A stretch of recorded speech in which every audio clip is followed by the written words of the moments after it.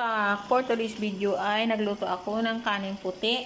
Yan ha, sira pa ang kaldero, pero okay lang yan. Nagagawa naman ng paraan. Yan.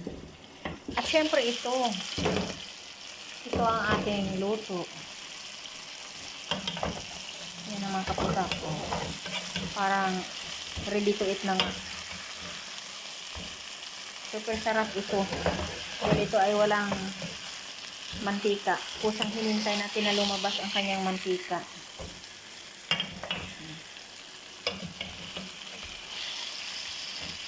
Para siyang inihaw.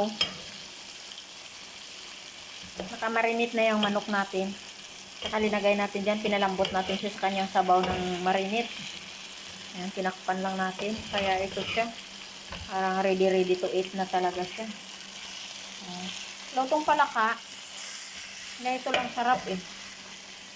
Siyempre super hot yan. Kung gaano tayo kainitin ng ulo, ganyan rin kainit at kaanghang ang ating manok. Dito sa ibang bansa, natuto na akong kumain ng maanghang. Kailangan pala natin kumain ng maanghang para lagi tayong strong. Lagi malakas ang katawan natin. O ano na mga kaputak, patayin ko na ng apoy kasi ready na talaga akong kumain. Siyempre, takpan ko muna. At syempre, bubuksan ko naman ang kanin. Sure na nga talaga akong luto na. Luto na nga talaga ang kanin, kaputak. Pwede ko na rin patayin ang kanin ng apoy. At syempre, ipupwesto na natin ang ating kamera. Diyan. Syempre, sasandukin ko na ang kanin.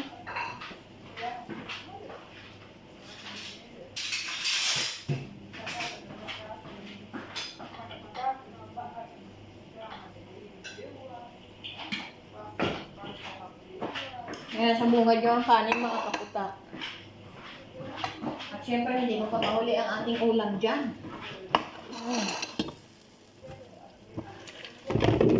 Amo. Ayan, ang ulam natin na panan. Panandali ang luto, pero super sarap siya. Syempre, unahin natin kain ng hita. Wala naman ibang kakain dyan, ako pa rin. At syempre, ang kasama ko, kung gusto nyo kumain ng ganyang luto, welcome to eat naman siya. Ano pa bang hinihintay nyo? Kaya ako sa inyo, lagi kayo magsubaybay sa ating YouTube channel at mag-like and share na rin kayo sa ating mga video. At syempre, don't forget to subscribe at support ang ating channel. At dito lang yan sa Putak TV. Syempre, bago ako magpapaalam sa inyo, titikman ko muna. Isi-share ko na talaga kung paano ko ipagmamalaki sa inyo yung manok na ito. Dami. Kaya tara na mga kaputak, magmukbang na ako. Diyan na lang kayo. Thank you for watching.